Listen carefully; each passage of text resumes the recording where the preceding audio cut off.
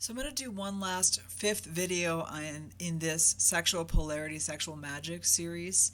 Of course, I'll probably end up, doing future videos on this. And again, I invite you to ask questions or to comment and to prompt me in different directions. But so far, I've been talking about magic, the idea that we work on a symbolic level, that everything has symbolic resonance, that we learn about what that is, that the mind is that essentially should be and is of that fluid mercury, that fluid substance that can translate any form into any other form. Although, again, our Saturn is that form that we chose as our law for this incarnation, because every single one of us in the Seon is here to manifest the will of God, to be God on earth, to partake of the Creator, because we all have that both power and responsibility now. In addition, I've been talking about the idea that our bodies, basically our gonads, essentially determine for 99.99% of us, not our social, and our sexuality, nothing specific about how we behave or our personal identity, but our symbolism, how we resonate symbolically and how we can and must work if we choose to work sexually in magic. And specifically, if you happen to have a male body, then you move energy from above to below, and you do it by bringing out the creative principle, that creative force of God, and directing it.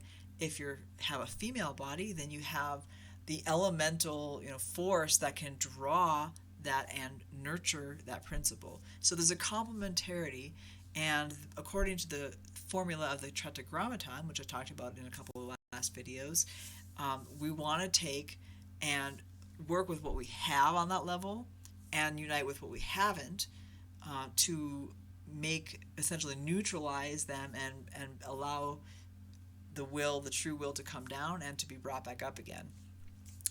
And so that's a super quick, if you haven't listened to the videos, please go do so. But, there's this idea that on the one hand, we have all this possible, we have all this artistic freedom, and at the same point, we have very narrow, specific ways that we can work.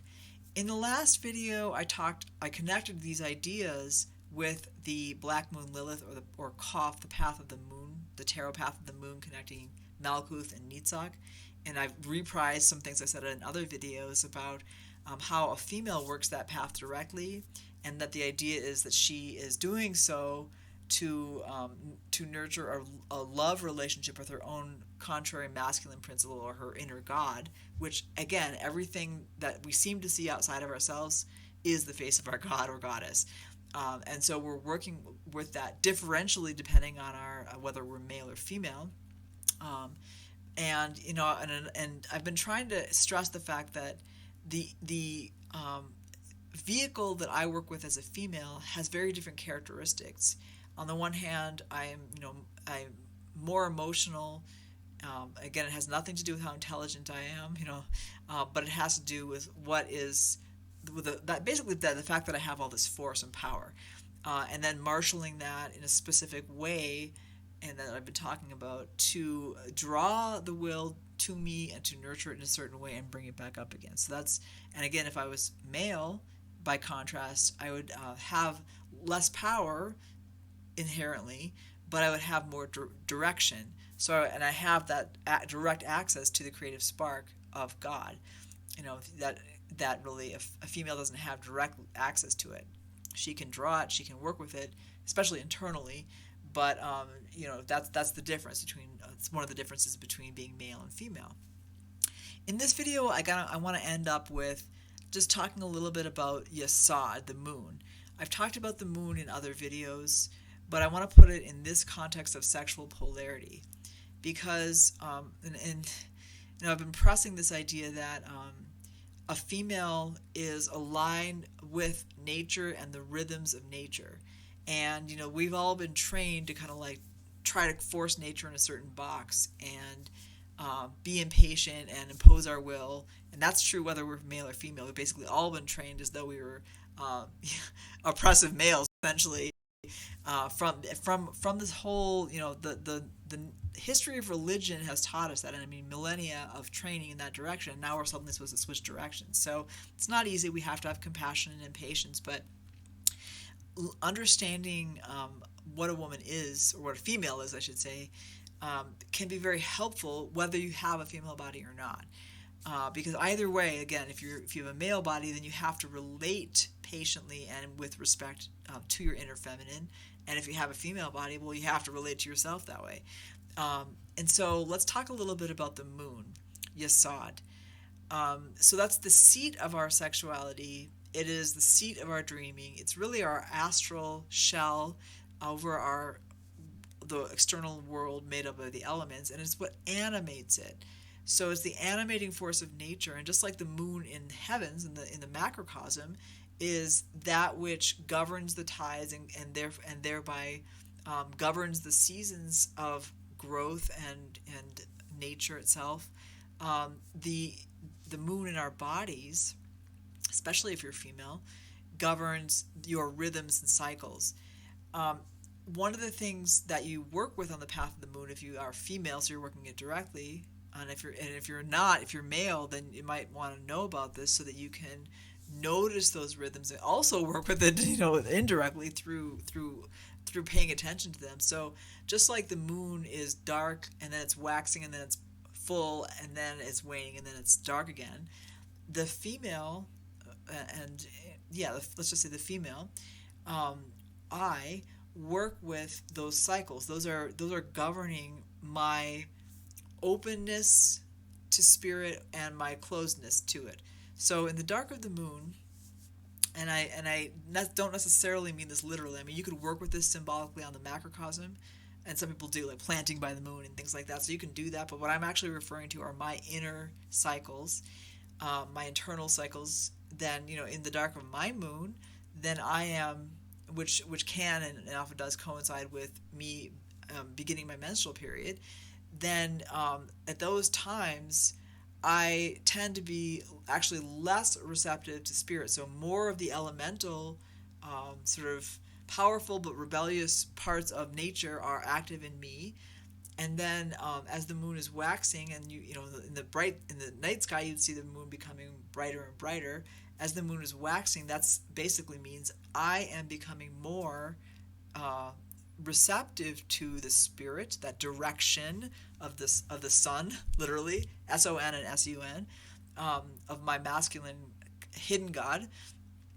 And then at the full of the moon, that's like the aperture, or that's the height of that potential, to where I am being fully illuminated by my spirit. So there you have sort of like the marriage principle of me as a female and my masculine inner self. And so then I'm most in alignment naturally with the spirit, and then again it wanes down back to the dark of the moon. Well, me knowing that I'm more selfish, more moody, having more difficulty aligning myself with spirit during the dark of the moon, it's more of a contemplative time for me. It's more of a withdrawal time for me. It's something where I am taking more time to myself. I might be relaxing more, comforting myself, working physically, like exercising. Just there's things that I can do during that time that aren't necessarily involving me with interactions and such. So there's a sort of a natural cycle of withdrawal and interaction that I partake of, especially because I'm paying attention to my cycles.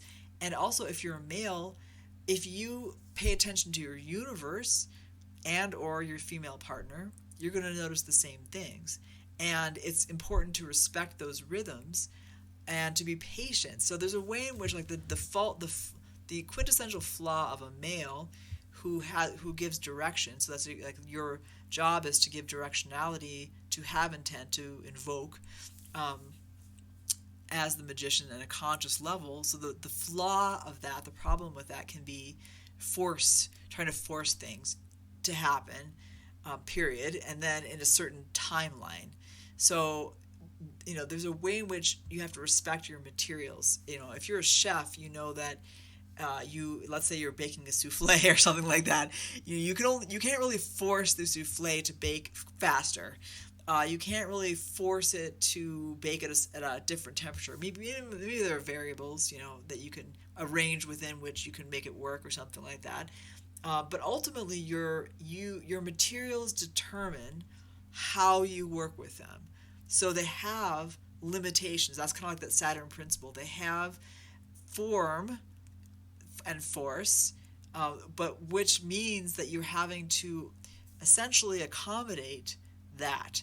So it requires patience, it requires respect, it requires cooperation, it requires, and that's what unification is about. When I talk about unifying with your universe or with your female partner on those four levels of the sexual, intellectual, emotional, and spiritual, I'm talking about accommodation. I'm talking about working with, accepting, embracing those things, and becoming one with them in the sense of basically just that's just your reality, and you're taking your signals from that as you're working with a single intent and directing that. So it's not the kind of director who screams at their ballerinas or whatever from the audience and insults them and things like that and says, you ate too many chocolates. It's more the kind of direction of an artist working with his materials and being sensitive to them and allowing them to do what they do and making that a true marriage with his magical intent. So anyway, these are just some thoughts, and again, I have, many thoughts that I will share with you in upcoming videos, and I do invite your questions and your comments. This will be the last in this, officially of this series of sexual polarity, but I'm sure it won't be the last time I talk about it because it's my, primary interest.